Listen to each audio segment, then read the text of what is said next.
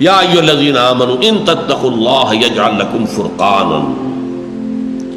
اہل ایمان اب آئی اصل بات، اگر تم اللہ کا تقوی اختیار کرو، وہ تقوی کیا ہے؟ یہ احساس ہر دم دامن گیر رہے، اللہ کے حضور حاضر ہونا ہے، جواب دہی کرنی ہے، ہر فعل ہر قول جواب دہی کرنی ہے، اور اللہ ہر جگہ ہمارے پاس ہے، دیکھ رہا ہے، آئی وٹنس اللہ خود ہے، یعنی جان لیجئے اللہ محتاج نہیں ہے کہ نامہ اعمال سے پتہ چلے گا اسے کہ تم نے کیا کیا ہے۔ یہ جو ریکارڈنگ ہو رہی ہے یہ تو ہمارے اوپر اتمام حجت کے لیے کہ ہم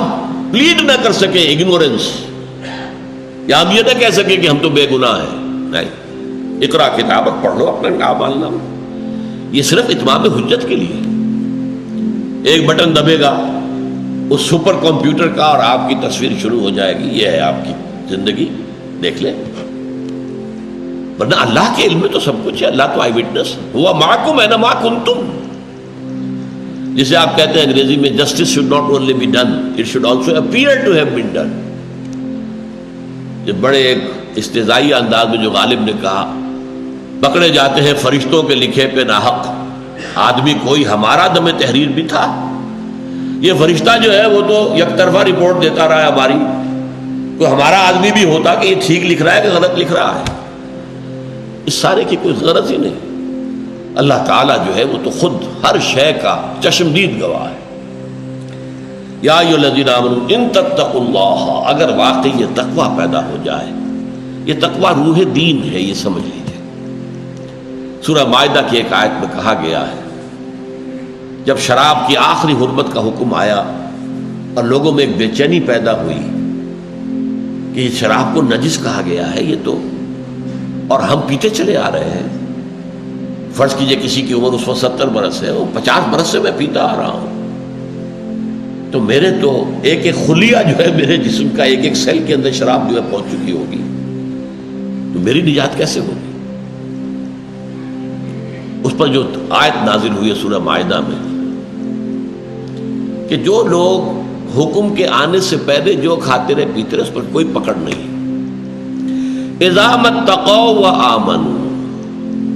جبکہ ان کے تقوی کی روش اختیار کی اور ایمان لے آئے، وعملوا الصالحات، اور عمل کیے اچھے، ثم اتقوا وآمنوا، پھر اور تقوی بڑھا تو اور ایمان لائے، یا ایھا الذین آمنوا آمنوا باللہ ورسولہ۔ پہلا ایمان قانونی تھا، اشہد ان لا الہ الا اللہ واشہد ان محمد رسول اللہ کہنے سے ہو گیا، دوسرا حقیقی ہے قلب کا یقین، ثم اتقوا، پھر اور تقوی پڑھا، فاحسنوا، تو درجہ احسان پر فائز ہو گئے، واللہ یحب المحسنین، اللہ تعالی درجہ احسان پر فائز لوگ جو ہے ان سے محبت کرتا ہے، وہ اللہ کے محبوب بن جاتے ہیں۔ تو تقوی از دی موونگ اسپرٹ، جو آپ کو ایک مقام سے دوسرے تک، دوسرے سے تیسرے تک، اسلام سے ایمان، ایمان سے احسان، یہ 3 درجات ہیں۔ حدیث جبرائیل میں جو سوال کیے حضرت جبرائیل نے انسانی شکل میں آ کر، جبکہ حضور صحابہ کرام کے مجمع میں بیٹھے ہوئے تھے،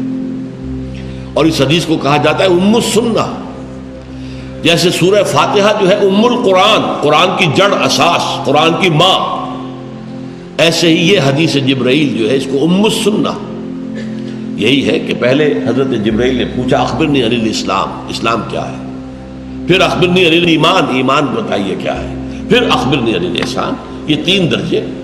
اور وہ سورہ مائدہ کی اس آیت کے اندر بھی ہے۔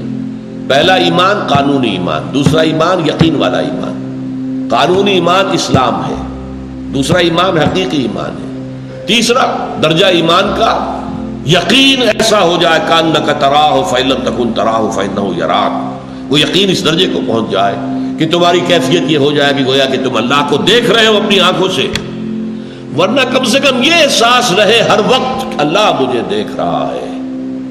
جب یہ کیفیت ہوگی تو درجہ احسان پر فائز ہو جاؤ گے۔